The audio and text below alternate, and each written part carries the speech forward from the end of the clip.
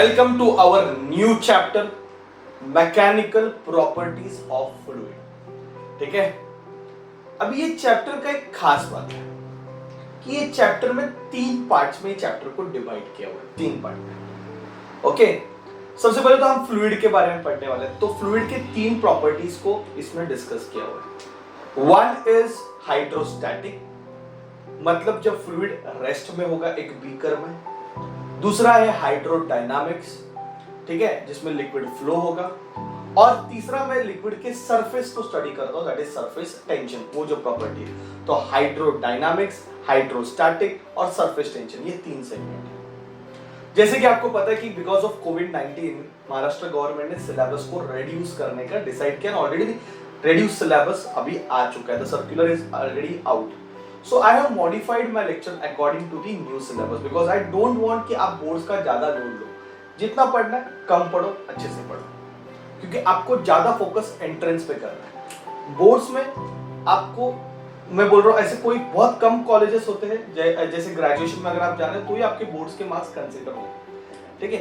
नहीं तो आपको हर जगह पे एंट्रेंस देना है। एंट्रेंस के मार्क्स ज्यादा कंफर्टेबल और ज्यादा इंपॉर्टेंट है। तो बोर्ड्स में हमें ज्यादा एनर्जी वेस्ट नहीं करनी। तो मैंने मेरा कोर्स ऐसे डिजाइन किया कि आप 100% बोर्ड्स में स्कोर करोगे। बिलीव मी, 100% आप 100% बोर्ड्स में स्कोर करोगे एकदम कम एफिशिएंसी से, ठीक है।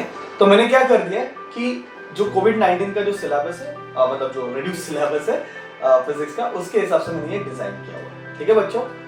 नाउ इसमें हाइड्रोस्टैटिक्स तो ऑलमोस्ट उड़ा दिया, और जो रखा है वो मतलब सरफेस टेंशन पूरा पार्ट रखा हुआ। एंड हाइड्रोडायनामिक्स में भी इक्वेशन ऑफ कंटिन्यूटी और बर्नौलीज प्रिंसिपल निकाल दिया सिलेबस। मतलब काफी सिलेबस रिड्यूस किया। पर प्रॉब्लम क्या हुआ है कि हाइड्रोडायनामिक्स निकाल दिया, स्टैटिक्स हाइड्रोस्टैटिक्स निकाल दिया। हाइड्रोस्टैटिक में आप प्रेशर के बारे में पढ़ते हो, वो सारी चीजें निकाल दी जो कि बेसिक है। अगर आपको बेसिक ही नहीं पता है तो आगे का समझ में नहीं आएगा। तो मैंने जो लेक्चर डिजाइन किए हैं उसमें लेक्चर नंबर जो 1 और 2 है, अभी लेक्चर नंबर 1 में आ रहा है ये 1A 1B 1C या 2A 2B 2C, ये सिलेबस से निकाल दिए, रिमूव फ्रॉम द सिलेबस। पर आप एक बार अच्छे से देख लो, you watch it, okay.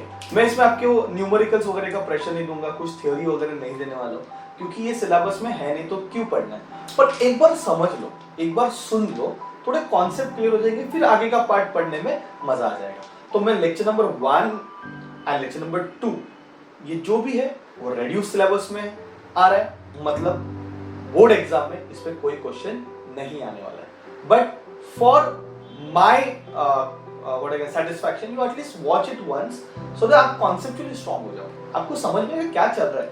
Suddenly आप सरफेस टेंशन स्टार्ट करोगे तो शायद से बाउंस हो जाएगा, ठीक है। तो मैंने वो स्टार्टिंग का पार्ट मैं अपलोड करने वाला हूँ, मैं दे रहा हूँ आपको, आप उसको वॉच करो अच्छे से, ठीक है, सो दैट आपको आगे के पार्ट में टेंशन नहीं आएगा, ठीक है। नेक्स्ट इंपॉर्टेंट चीज ये है कि मैंने इसमें ऐसे बहुत बार ऐसे पॉइंट्स लिखे हुए हैं ऑलरेडी। ये ऐसा मैंने टाइम बचाने के लिए किया हुआ है, क्योंकि कुछ फैक्ट बेस्ड क्वेश्चंस है तो मैंने टाइम में ऐसा मतलब ऑलरेडी दिया हुआ है आपको। फिर कुछ एनिमेटेड वीडियोस मैंने डाले हुए सरफेस टेंशन में, ओके। ऐसे सारे मिक्स लेक्चर मैंने जो रिक्वायर्ड है वैसे मैंने आपको दिए हुए हैं, ठीक है। So my advice is go through it very nicely without getting diverted, okay. छोटे छोटे वीडियोस हैं, आप उसके पॉइंट्स नोट डाउन करना अपने बुक में अच्छे से और पढ़ना, ठीक है बच्चों। तो चलो स्टार्ट करते हैं हमारा सबसे अच्छा chapter, mechanical properties of fluid. What is fluid? Anything which flows is a fluid.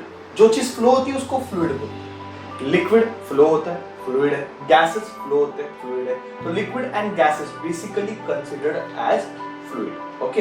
Anything which flows is a fluid. वैसे तो फ्लूइड को स्टडी करना काफी कॉम्प्लिकेटेड है, ठीक है। तो हमने क्या किया, एक आइडियल फ्लूइड का कॉन्सेप्ट लेके आए। कुछ प्रॉपर्टीज मैंने आपको यहाँ पे लिख के दी, okay. This are the properties of fluid. जो भी फ्लूइड ये प्रॉपर्टीज फॉलो करेगा वो मेरे लिए रहेगा आइडियल फ्लूइड। आइडियल फ्लूइड ऐसा कुछ है नहीं, पर हम कंसीडर करेंगे हमारे टॉपिक को इजी करने के, ओके।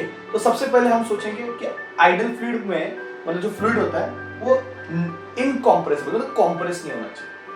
कोई भी चीज कॉम्प्रेस हो जाती है तो उसकी डेंसिटी चेंज होती है, कोई भी चीज कॉम्प्रेस होगी तो उसकी डेंसिटी चेंज हो जाती है। तो हम ये सोचते हैं जब भी हम फ्लूइड स्टडी करेंगे, हर टाइम पूरे चैप्टर में हमने इनकॉम्प्रेसिबल लिक्विड लिया है, मतलब उसकी डेंसिटी थ्रू आउट क्या रखी है, कांस्टेंट। तो लिक्विड इनकॉम्प्रेसिबल होना चाहिए, मतलब उसकी डेंसिटी क्या होनी चाहिए, कांस्टेंट। ठीक है।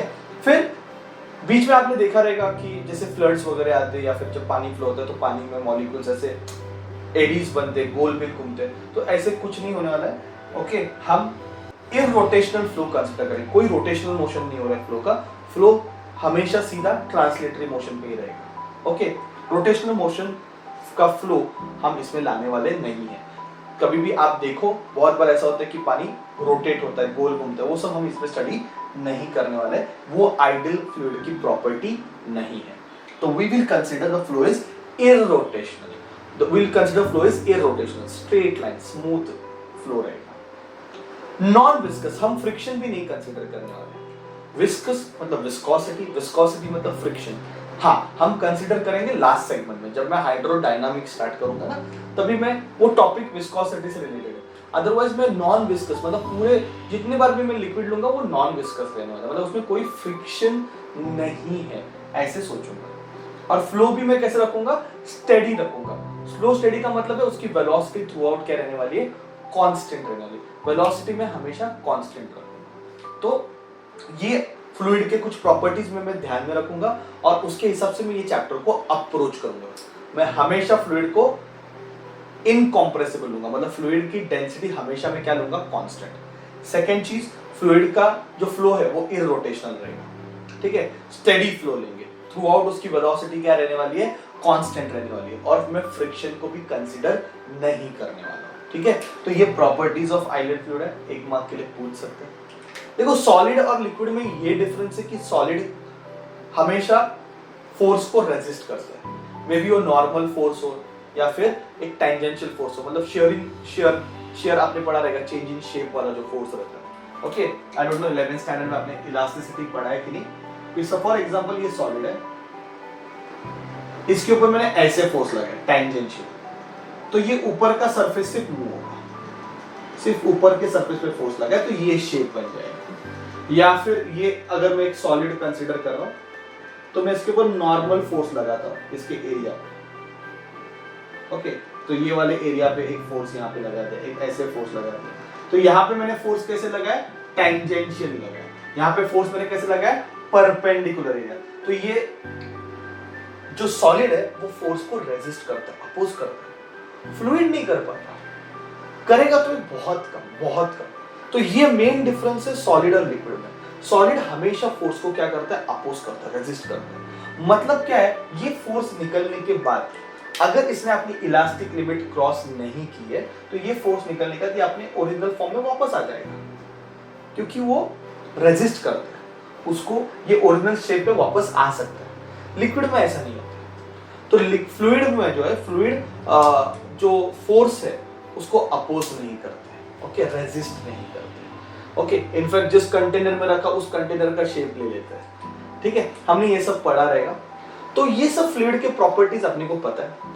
जैसे कि मैंने बताया, नेक्स्ट जितने भी लेक्चर्स है वो रिमूव कर दिए हैं from the syllabus of 12th standard due to कोविड-19 केस। बट आप देखो, वॉच करो, ये जस्ट मैंने आपको सिर्फ एक हिंट दे दिया कि भाई चैप्टर में क्या होने वाला है। अगले लेक्चर से हम एक्चुअल में ये चैप्टर स्टार्ट करेंगे। ठीक है, थैंक यू वेरी मच।